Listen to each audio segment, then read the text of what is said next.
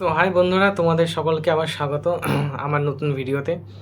এইবার আমি আলোচনা করব ডিসি মুভিটা নিয়ে, যেটা মেনলি একটা মালায়ালাম মুভি, যেটা লোকেশ এবং ভূমিকার অভিনীত একটি মুভি, এবং আরও অনেকে আই মিন অভিনেতারা আছে।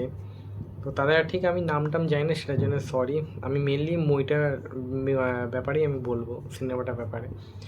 রিভিউ দেওয়ার আগে আমি একটা কথাই বলতে চাই, যে মার্কোর পরে যদি কোনো সিনেমাটাকে রাখা যায় অ্যাকশন এবং রোমান্টিক দিক দিয়ে, সেটা হচ্ছে এই মুভিটা ডিসি। আমার পার্সোনাল রিভিউ থেকে আমি বলছি, মার্কো তো one of the best movie I have ever seen in action. মানে বলিউডে যদি বলি, মানে অ্যানিমাল আছে, বাট তার মধ্যেও কেন জানি না আমার মার্কোতে আমার একটা ভাইবস আছে, একটা টেকনিক আছে, একটা দেখতে সুন্দর লাগে।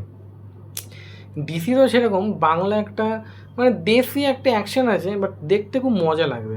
তো ওর জন্য আমি প্রথমে রিভিউ দেওয়ার আগে বলতে চাই যে আমি 10-এর মধ্যে আমি 8.5, অর্থাৎ 8.7 আউট অফ 10 আমি দেবো রিভিউ।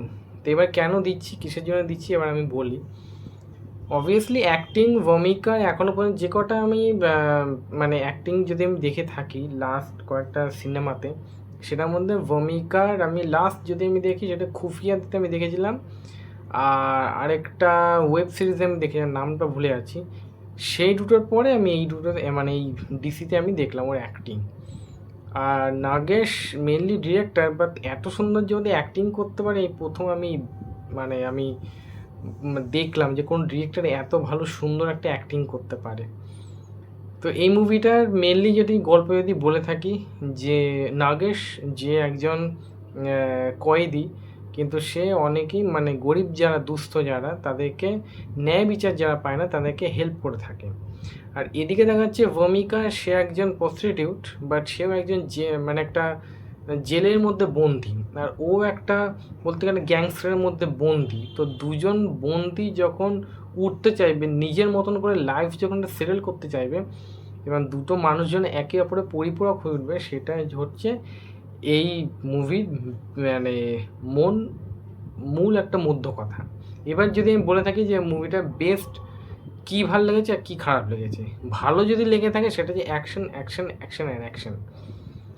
আর ভূমিকাকে সত্যি খুব সুন্দর লেগেছে, ওর অ্যাক্টিংও খুব সুন্দর, এবং অ্যাকশন যেখানে যেখানে দিয়েছে দেশি, কোনো টেকনিক নেই, কিন্তু দেখতে খুব সুন্দর লাগে যেভাবে ডিজাইন করেছে, এটাও খুব দেখতে সুন্দর লাগে।